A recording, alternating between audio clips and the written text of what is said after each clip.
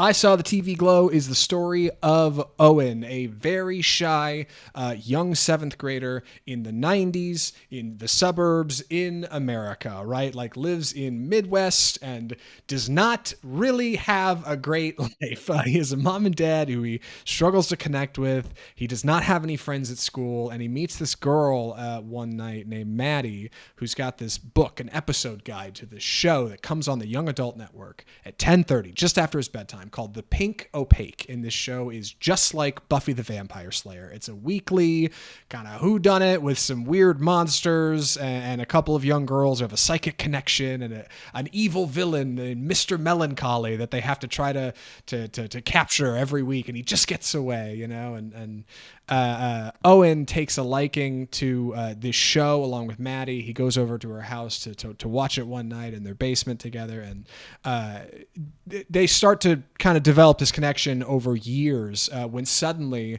the show is canceled and Maddie mysteriously goes missing. And it's right then that some strange things start to happen around town. Some strange things begin to happen to Owen as he starts to uncover maybe some memories of the show and how he watched it and what it meant to him. It's a fascinating project from writer-director Jane Schoenbrun, who previously did We're All Going to the World's Fair. Andy and I have not seen that for this podcast. This is our first experience with I Saw the TV Glow. We saw the trailer. We didn't know anything about it. We went in as blind as we could. And frankly, I think it's a great way to watch the feature. So we won't be spoiling anything here. That's not what we do here on Off Script. But I am very excited to talk about this project. Andy, what do you think of I Saw the TV Glow?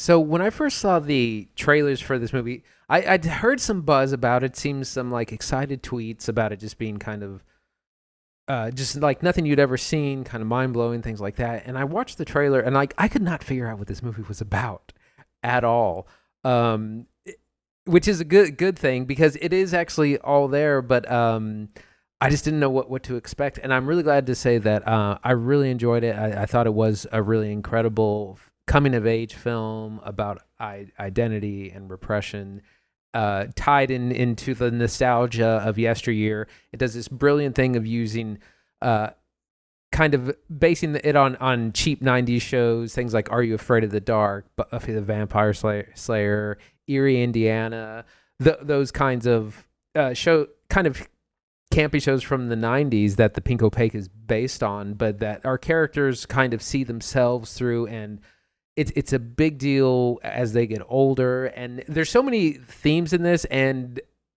it could have been handled really poorly, or it could have meandered, or I just didn't know what I was getting into. But man, it really blew my mind. And I've been thinking about it like every day since we saw it. It's that kind of thing where it's just so profound and so moving and effective that it's just been sticking with me for the last few days. Yeah, I saw a great interview with writer-director Jane Schoenbrun talking about kind of the feel of this film, the world of it, the logic of it. And they talked about how they don't ever see like the same language cinematically in any one film. There's no set way to do things. And so whenever they create a feature like this, or We're All Going to the World's Fair, they want to have kind of an emotional logic that pulls you into the movie and kind of pulls you through the story. And you have to kind of give over a bit of yourself to that. I know I've seen some audiences come out of this and say that it's more narrow than expected, or they couldn't really connect with it. But I completely fell under the spell of this movie. It's immersive. And part of the way it's immersive is how it moves through time. Our characters explain that it feels like time is going faster than normal over the course of the film. And we move through time efficiently. We start in 7th grade in 1996, then we go to 2 years later, and Owen, played by Justice Smith, is in 9th grade. Maddie, played by Brigette Lundy-Paine, is in 11th grade. And then we get a bit more of a time jump later after the show is canceled. And then we get even another time jump. And I think there maybe even be one after that. And as this happens, our characters are changing, right? The world around them is changing. Our young characters are growing up. They're expecting to get a job and move out of their house and find a family, like all the kind of normal expectations that would come with being an American child that is growing up in the 90s and early 2000s in America. And this show that they watch, this television show, the Pink Opaque, is this brilliant escape for these two characters, Owen and Maddie, who just feel like the world doesn't get them and is full of this symbology and mythology and ritual that expresses like a way of living, like an ideology of living your life, like they just don't get in the world they're in, right? Like they're not into sports and they're not into what everybody else is into. They're weird and they have this unique connection, but using this show as kind of this medium to express themselves and sneak out of their house and watch something and feel something different that they can't get anywhere else. That is so unique, like to me and Andy and people who consume a lot of media, because I think a lot of us felt that way growing up, you know, like you find a movie you love or a show you love that you really connect to. What's fascinating is how that show is used as a device for these characters to like experience change over time, because the show is pretty consistently the same, but the way they perceive it when they're a kid versus middle-aged versus adult, like that is different, and that shows change in who you are, and that's something that Owen and Maddie are really struggling with in this movie. Right, and part of what I think is brilliant about this is that it's a little bit of a sci-fi thing where the show that they're obsessed with starts to kind of bleed into real life, and our characters are, well, I don't want to reveal too much because even I don't know myself.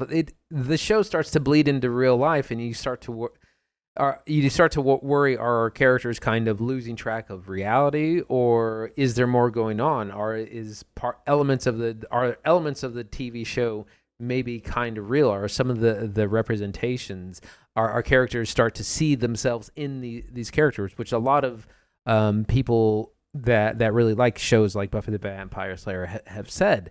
And I was listening to a podcast about vampires across media, and it was funny because Buffy the Vampire was brought up, and one of the themes was like vampirism as like an analogy to closetedness, because you have to stay in the dark, you have to stay hidden, you can't be who you are. And so that's part of the reason things like Buffy have been so endearing to this crowd. But there's kind of a sci-fi element of like, is that show real, or is it becoming real, or is our characters kind of losing their minds? We don't really know, and we don't ever really find out, and it's one of the fascinating things about the movie.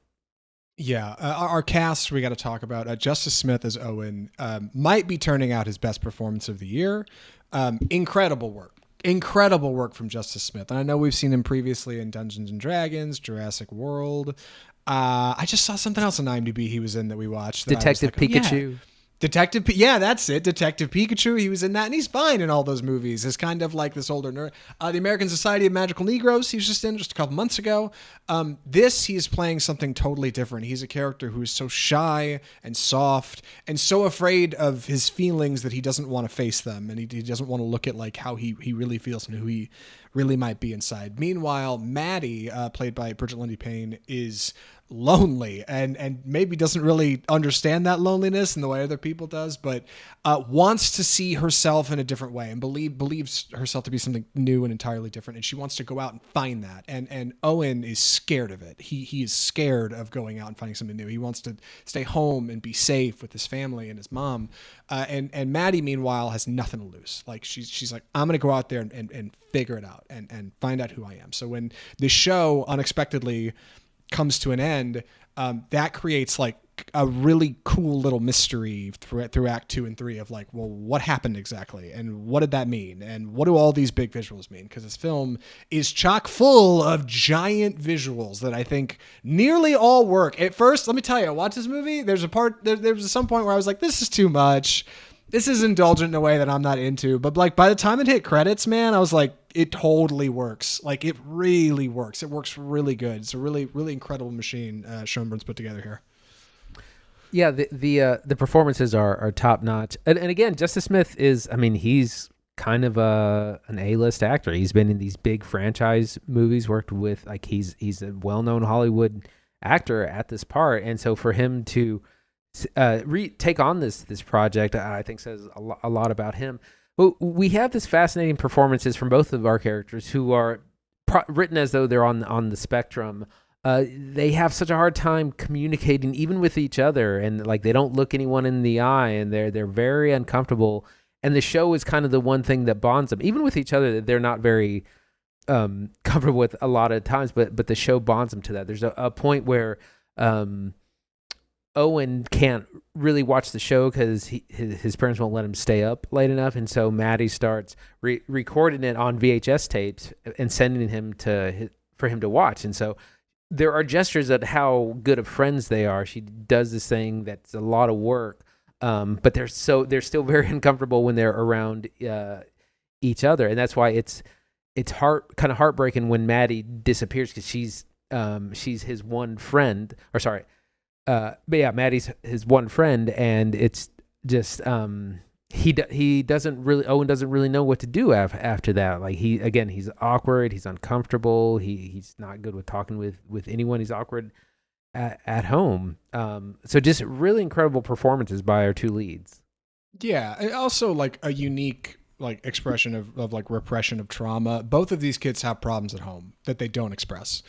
And it's painful because I think every kid like has the idea of like uncomfortability that they can't share with others. They're private. It withdraws you from the world, right? And like them having this kind of thing that they can connect with and they can bond over is wildly important. Like not only for these characters in the show, but I think for like creatives in the world who don't understand that within themselves. And Owen is such a great foil for those audience members who maybe have not committed to something large or have not kind of had a conversation within themselves about how they feel or what something really means to them. And I think that like strikes a unique emotional connection with audiences. Like I've seen a lot of people saying this movie is incredibly powerful. I've seen other people saying, oh yeah, it's just a send up of like old nostalgia shows, right? Like I liked Buffy then and now it's not as fun as it used to be, but like I still think it's cool. And like I guess that's a read, but I think that's one theme of like a film that is so much larger and more creative, and I'm really stunned with the work here. Really great soundtrack, a lot of really cool artists. Actually, I've been listening to it over the weekend, along with the score from Alex G, which is full of synthesizers, lots of fun, very technical. Like I love the sound of it, great lighting, and I saw the TV glow. I don't want to talk much more about the plot because I don't want to give anything away. Andy, where are you at? How you feeling here? I want to talk about visuals just a little bit. We have some really stunning stunning visuals, and this is an indie movie. It's definitely made on a budget, but director Schoenbrun is doing what they can to really bring us some really startling imagery. There's a great one of this. It's kind of the poster child of it, of an ice cream truck that's on fire, and there's a pink glow behind it, and there's a green glow under it, and there's smoking, and it's at night, and it looks just really, really cool. There's another great part where there's a power line down, and that's sprinkled all throughout the show, where again it's like the visuals from this TV show are bleeding into real life, and like that stuff. It just works really well. There's a scene where they're inside this kind of planetarium thing that slowly lights up over time. That's also good. So I think the director is doing a ton with what looks like is a shoestring budget. I know, like that's ultimately what I think feels so refreshing about this movie. Like not only another banger from A24, but like that you're doing so much creatively with so little. Like reminds me of like, you know, early Wes Anderson kind of stuff. Like very little on set to make it work, but just like clever interaction with the camera and the audience and gaze, how characters look at the camera, a bit of narration on occasion from Justice Smith's character Owen. Like I think that stuff draws you in and doesn't let you go, and is such a great setup for this brilliant monologue from Brigette Lundy-Paine at the end of the feature. By the way, I've never seen her in anything. I've never seen them in anything. Yes, we have. She was in What Bill have we and seen Ted them Face in? the Music. Oh my God. Really? I never would have guessed. All right. Well, Brigette Lundy-Paine does this like as a hobby on the side. Really, they're more focused on like music, I think I was reading on IMDb. So I hope they do this more. They're really good at it. I definitely forgot they were in Bill and Ted, but otherwise, Me not too. bad. Me too. I knew I had seen her name somewhere, and I couldn't place it. I think you're right. Yeah, I couldn't quite get it either. Andy, any other thoughts before recommendations? I'm ready. Andy, would you recommend I Saw the TV Glow? I absolutely would. It's definitely bold cinema. It's got some really bizarre, kind of surrealist elements to it, but it's a really powerful story. about coming of age, about repression, about the media we consume in our youth and how that affects us throughout our whole lives. I had no idea what to really expect from this when I came in, but it was mind blowing. It's been stuck with me since I saw it. I want to see it again and get just a better take after knowing where it goes. So highly recommend. Yeah, same boat. This movie rocks. I want to go see Schoenbrun's previous work. We're all going to the World's Fair. I like this line that they said in an interview. They said, they want to make movies that feel like a warm hug. They want to make movies for the people who listen to sad songs because sad songs make them feel better. Like they want to make projects that like feel expressive on a human level. And I think that's what this movie does. Like it's nostalgic, it's honest, it encourages you to be honest with yourself. So it's easy for me to get on here and tell you, honestly, I saw the TV Glow rocks. You should absolutely go see it. It's really cool. Go see it in a theater if you can. Don't wait for this to come to streaming. Like go spend the money, support independent artists. This movie's cool. And with that, we should move on to our next segment of the episode. I said at the top, we're going to be talking a little bit about AI. I don't want to give away the headline. Andy, what are we talking about this week? It's time for the death of cinema.